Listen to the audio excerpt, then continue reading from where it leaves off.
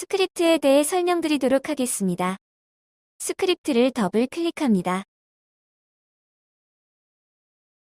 지금까지 스크립트는 마우스 누를 때와 마우스 누르는 동안 마우스 뗄 때를 사용해서 마우스 액션을 처리하는 방법에 대해서만 설명드렸습니다. 이제 스크립트를 이용해서 프로그램을 작성하는 방법에 대해 설명하겠습니다. 프로그램 시작 시 스크립트는 뷰 프로그램이 시작할 때 실행되는 스크립트입니다. 종료 시 스크립트는 종료할 때 실행되는 스크립트입니다. 주기적으로 실행되는 프로그램을 작성하고자 한다면 실행되는 동안 스크립트에 넣으면 됩니다. 시작 시 스크립트를 실행해 보겠습니다. 함수를 지정해서 처리하는 부분은 동일하고 시작할 때 한 번 실행된다고 보시면 됩니다. 만약 프로그램 시작 시 로고를 띄우고 싶다고 하면 여기에 창을 띄워서 로그 그림을 띄우는 등 기능을 프로그램합니다. 실행되는 동안 스크립트를 보겠습니다. 추가를 누릅니다. 예제 하나를 작성해 보겠습니다. getTagBell로 함수를 찾아 넣습니다. 태그를 클릭하여 AI 태그 값을 받아들입니다.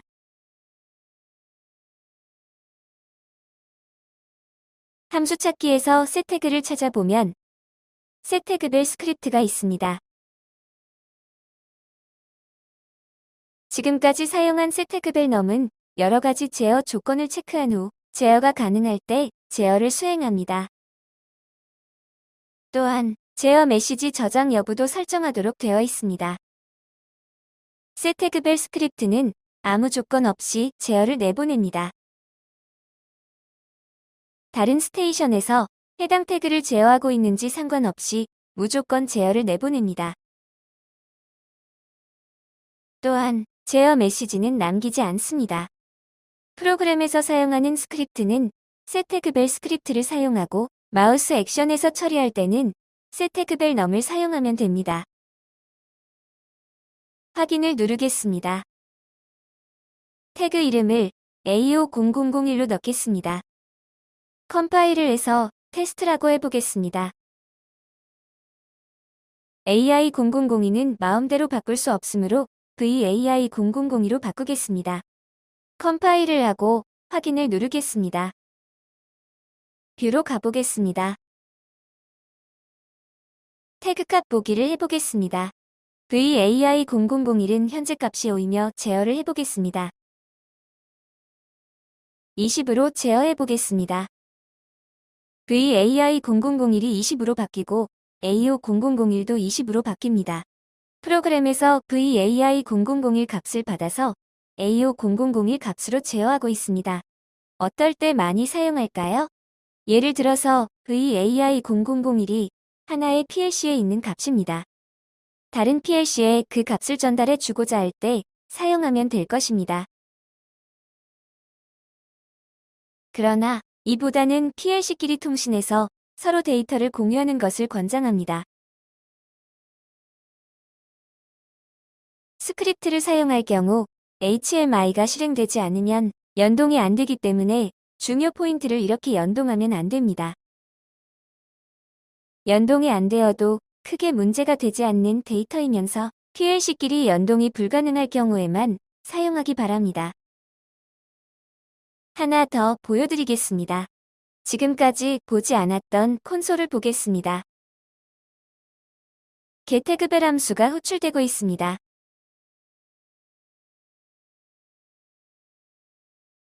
디자이너에서 스크립트를 다시 한번 보겠습니다. getTagBell 명령어가 실행되고 있는 것이 보입니다.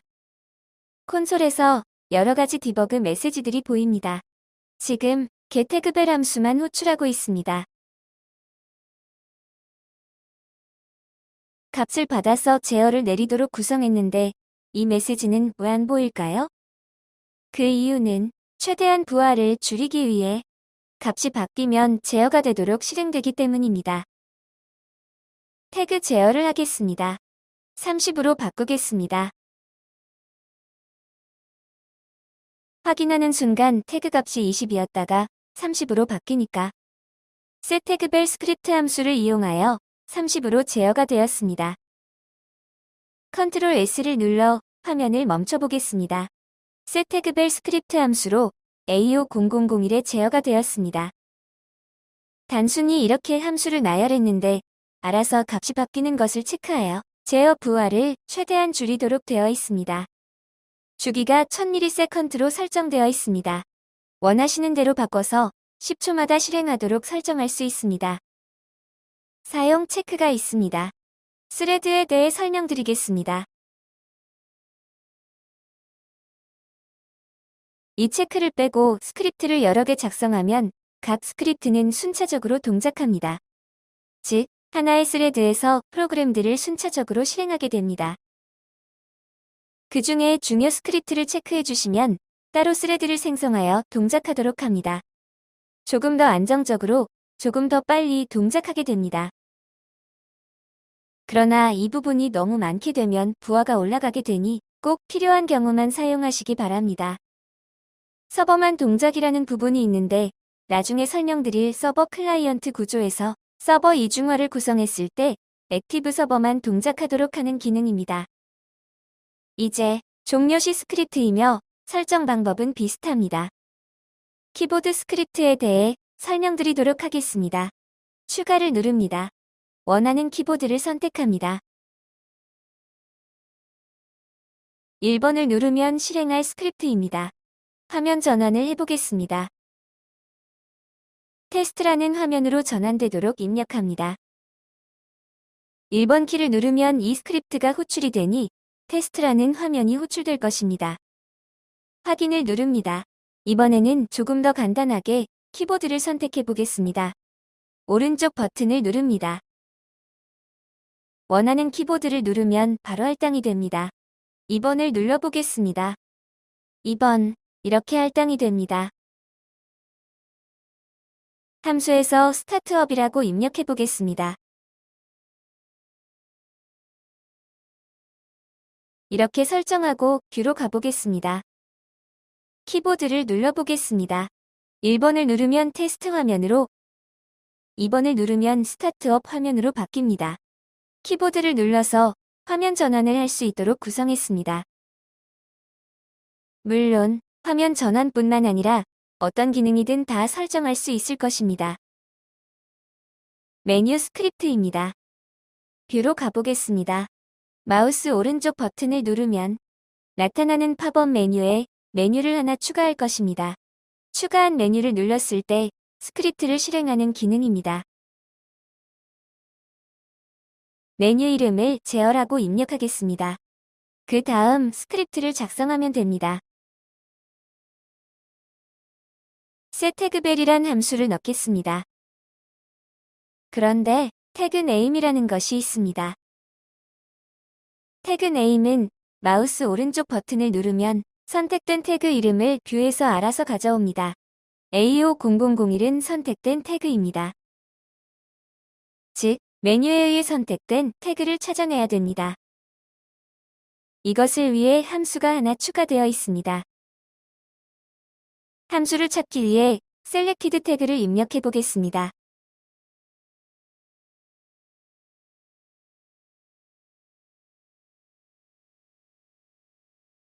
getSelected 태그라는 함수를 선택한 후 더블 클릭합니다.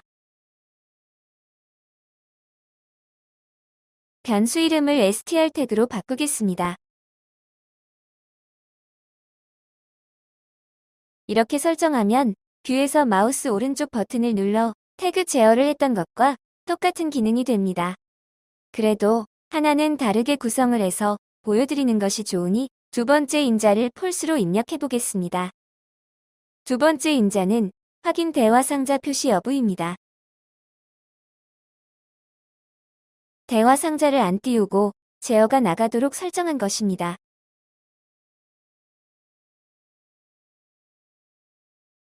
뷰로 가보겠습니다. 마우스 오른쪽 버튼을 누르겠습니다. 제어라는 메뉴가 추가되어 있습니다. 클릭을 해서 20으로 제어해 보겠습니다. 확인 대화 상자가 뜨지 않고 제어가 되는 것을 확인할 수 있습니다. 기존 태그 제어 메뉴를 선택하여 30으로 제어해 보겠습니다. 확인 대화 상자가 뜹니다. 추가한 제어 메뉴를 선택하여 56으로 제어하면 확인 대화 상자 없이 제어가 되는 것을 확인하실 수 있습니다. 로그인 시 스크립트입니다. 사용법은 똑같습니다.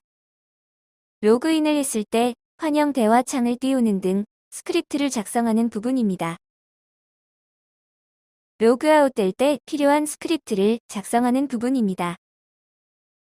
다음은 전역 함수입니다.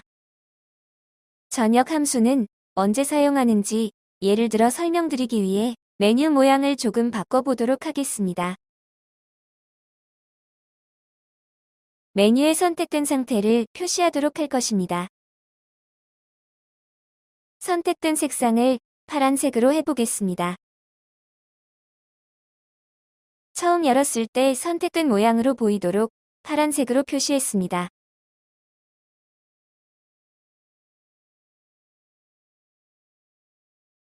두 번째 메뉴도 똑같이 선택된 모양으로 바꿔보도록 하겠습니다.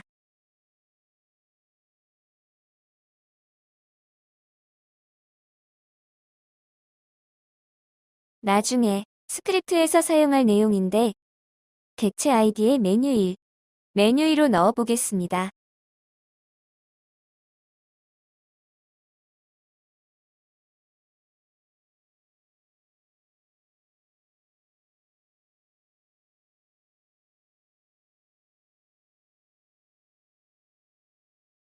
그 다음 레이어 2에는 객체 아이디를 다르게 넣어야 되므로 S메뉴 1, S메뉴 2로 넣겠습니다.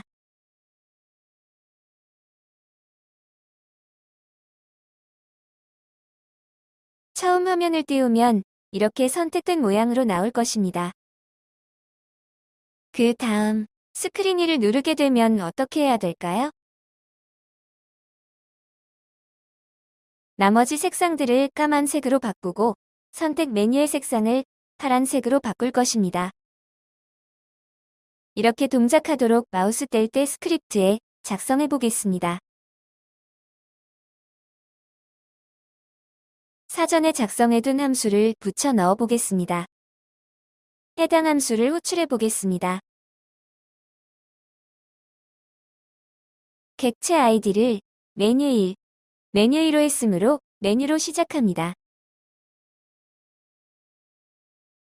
위치는 1번이 선택될 것이고 총 2개의 메뉴를 사용하고 있습니다.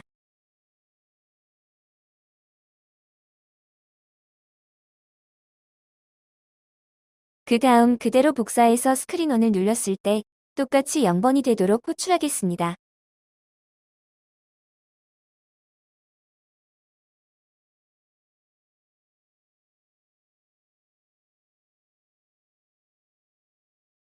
뷰에서 확인해 보겠습니다. 메뉴가 선택된 모양으로 나타났고 스크린2를 누르면 스크린2의 파란색이, 스크린원을 누르면 스크린원의 파란색이 표시됩니다. 우선 루틴을 간단히 설명드리고 그 다음 전역 함수를 사용하는 이유에 대해 설명드리도록 하겠습니다.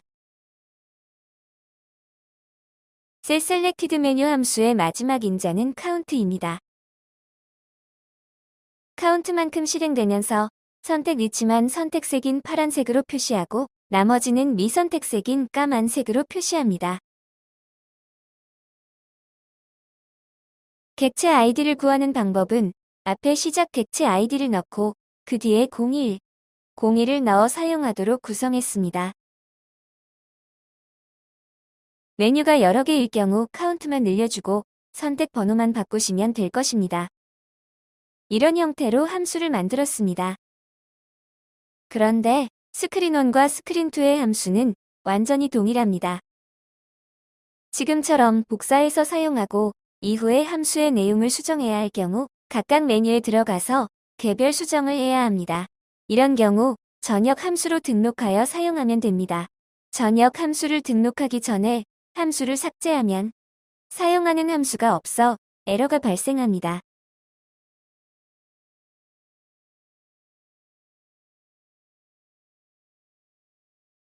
함수를 등록해 보겠습니다. 함수 이름은 아래에 선언한 함수와 동일하게 입력해야 합니다. 처음부터 넣게 되면 함수 원형은 자동으로 만들어집니다. 컴파일을 하고 확인하겠습니다. 추가를 해서 테스트하고 입력하면 함수 원형이 이렇게 나오고 여기에 필요한 인자들 적어서 사용하면 됩니다.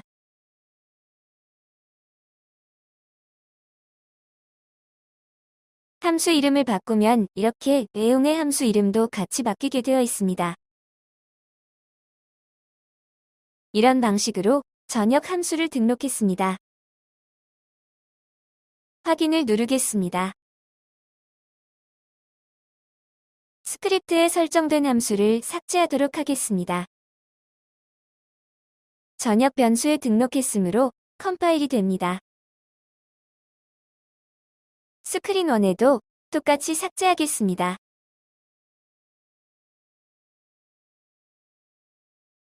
메뉴 2도 꾸며야 되니까 복사를 했습니다. 이제 레이어 2로 가보겠습니다.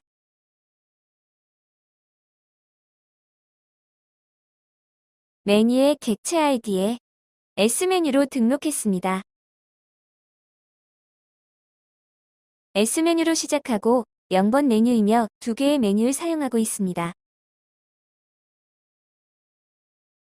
적용하겠습니다.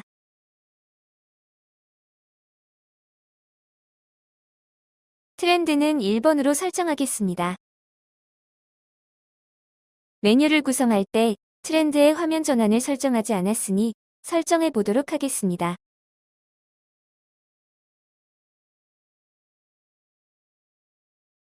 이제 뷰에서 확인해 보겠습니다.